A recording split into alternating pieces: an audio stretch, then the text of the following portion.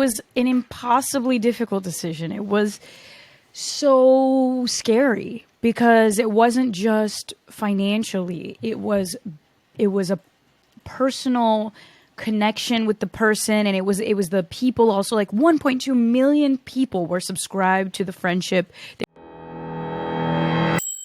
When you're a partnership, when you're a duo, it's just like a boy band situation. Everyone has their role and you play your role, and that's how the team wins.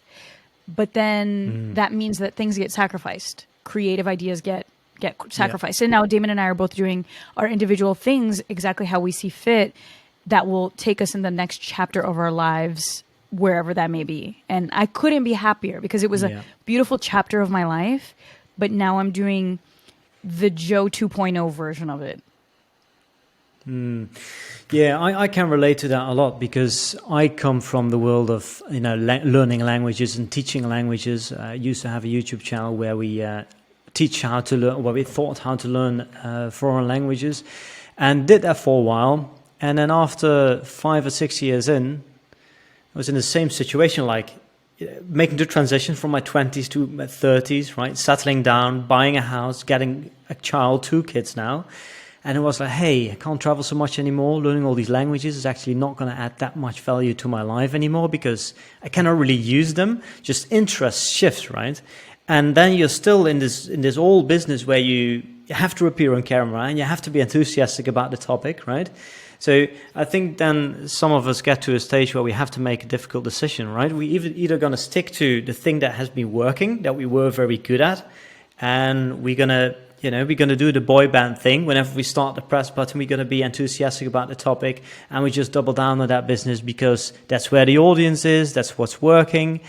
Or we say, wait, we have this huge YouTube channel, in your case, 1.2 million subscribers, but you know what? This is no longer sustainable anymore.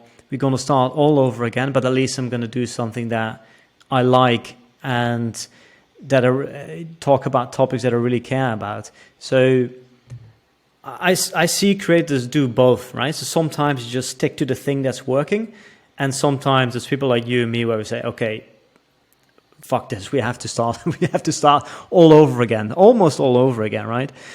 Right. Was that a difficult decision for you, or oh my God, are you kidding me? Was that an easy one? It was an impossibly difficult decision. It was so scary because it wasn't just financially. It was a personal connection with the person, and it was the people also. Like 1.2 million people were subscribed to the friendship. They were subscribed to the content. And for me to say, damn, I have to basically risk disappointing all of these people so that I can save myself in a sense, because I know that if I keep this up, I will be broken and then I can't provide for anyone. Like if I keep doing this, I will be lying to myself so hard that there's not going to be an authentic bone in my body. And there was a moment where, for months I was going back and forth of like, what am I going to do? What am I going to do? Because it didn't seem like there was a way to kind of end things. When you have 1.2 million people watching you, there's no good way to end things. Really, there isn't. Yeah. But, we made the exit video, which I was like, we need to announce that we're just naturally growing in different directions. We've done this for several years, so we did. And around the same time, I auditioned for the Netflix show and booked the show. So it was like this crazy thing because I was already 1 foot out the door when we decided to announce that we were parting ways. And a few months of me free falling from the sky, not knowing what was next, this audition process was happening. But I was already thinking, I already started making new videos on my channel.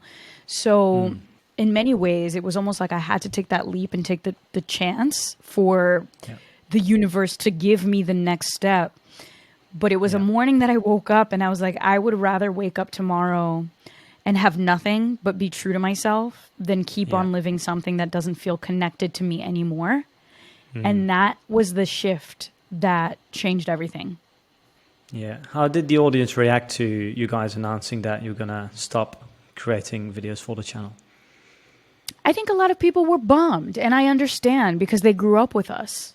But some people were also understanding. They were like, yeah, nothing lasts forever. It was a great run. We made 600 videos. Like, is my life really to service other people for entertainment's sake, or should I be evolving myself and inspiring others to evolve themselves? Because there was also a layer that I felt like I wanted to combine my passions for like learning things and developing businesses. I wanted to combine those things with content. And that was not the nature of the Damon and Jo channel. The nature of the Damon and Jo channel was entertainment. Yeah. And language, but through entertainment. Like even when we're speaking different languages, it's all entertainment. So yeah, people were bummed, but now some people are like, wow, you know, I've been following you for years and I'm so happy that you shifted your content because what you're talking about now connects with me because I've grown up with you. And the same way you're speaking about these financial things or buying houses or whatever, that is the content that makes sense for me now. Whereas some creators have the opposite issue. Some creators will stick to their content that they started out when they were in their early 20s and now they're in their mid 30s and they're miserable. And I've met a lot of these people. They're very successful, but they never change their content. And what ends up happening is that their audience outgrows them. Their audience grows up and then their numbers dip because they realize like, shit, everybody that gave one, you know, F about my content, they're all older and they don't care about this stuff anymore.